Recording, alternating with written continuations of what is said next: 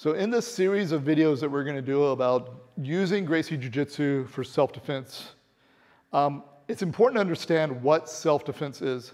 In my mind, almost every school out there teaching self-defense, or many styles teaching self-defense, and unfortunately, as we know, many Jiu-Jitsu instructors teaching self-defense don't even understand what self-defense means, right?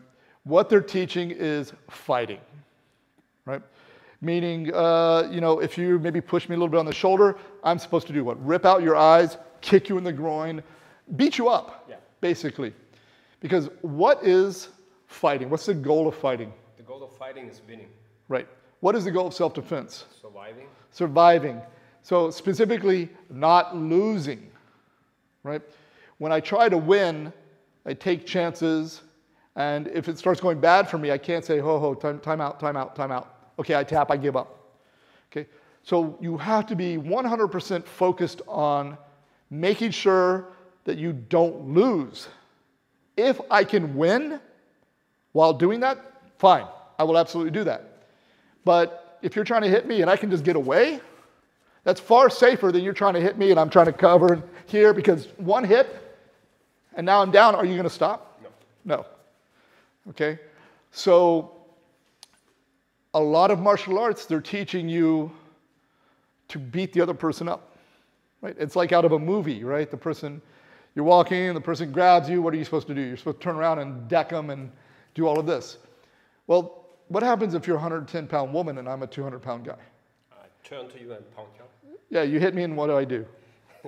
Nothing. In fact, you've made it worse probably, right? Because now I'm angry, I'm going to hit you back. Okay, and I've even seen jiu-jitsu people do this. They'll be asked, well, what about self-defense? What should I do? And they say, oh, just punch the person. Okay, that shows a complete lack of knowledge of the art that they're wearing a belt that represents.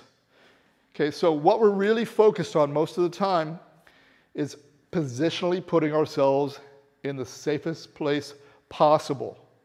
Okay, and then using the least energy costing techniques with the highest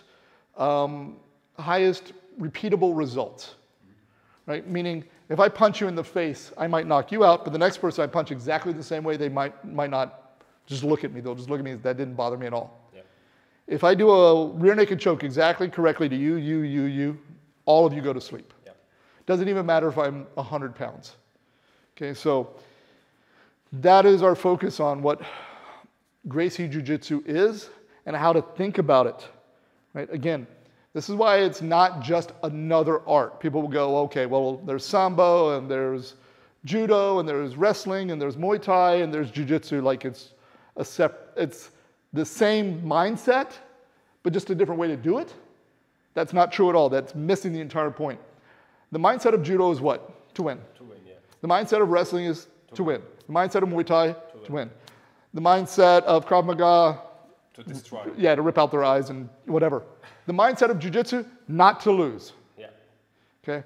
And that's how you should think about it, and that's how you should practice, and that is why it's so effective for self-defense. It's not telling a 100-pound woman that if a guy grabs you, you're supposed to just go completely crazy, rip out everything he has, because the likelihood of you actually doing that is very low.